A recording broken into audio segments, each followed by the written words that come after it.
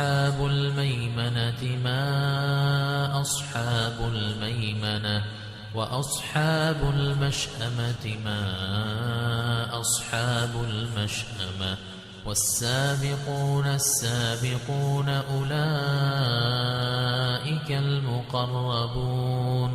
في جنات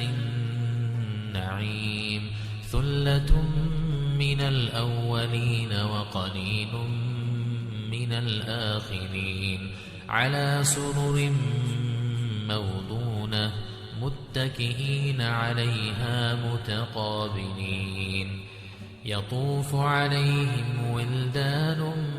مخلدون بأكواب كأمثال اللؤلؤ المكنون جزاء بما كانوا يعملون لا يسمعون فيها لغوا ولا تأثيما إلا قيلا سلاما لما أصحاب الشمال في سموم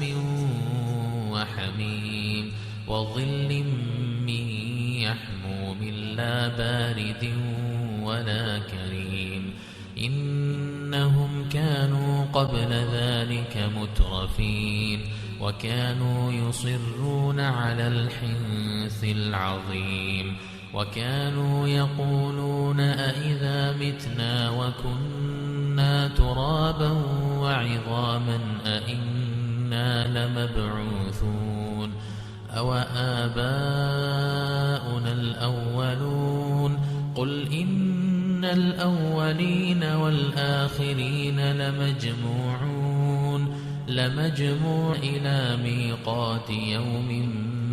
معلوم ثم إنكم أيها الضالون المكذبون لآكلون يوم الدين نحن خلقناكم فلولا تصدقون أفرأيتم ما تمنون أأنتم تخلقونه أم نحن الخالقون نحن قدرنا بينكم الموت وما نحن بمسبوقين على أن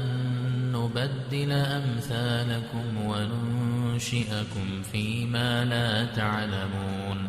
ولقد علمتم النشأة الأولى فلولا تذكرون أفرأيتم ما تحرثون أأنتم تزرعونه أم نحن الزارعون لون الذي تشربون أأنتم أنزلتموه من المزن أم نحن المنزلون لو نشاء جعلناه أجاجا فلولا تشكرون أفرأيتم النار التي تورون أأنتم أنشأتم شجرة أقسم بمواقع النجوم وإنه لقسم لو تعلمون عظيم إنه لقول لا يمسه إلا المطهرون تنزيل من رب العالمين رزقكم أنكم تكذبون فلولا إذا بلغت الحلقوم وأنتم حينئذ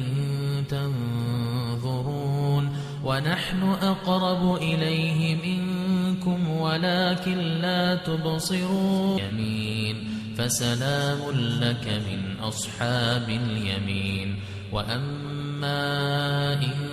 كان من المكذبين الضالين فنزل من حميم وتصلية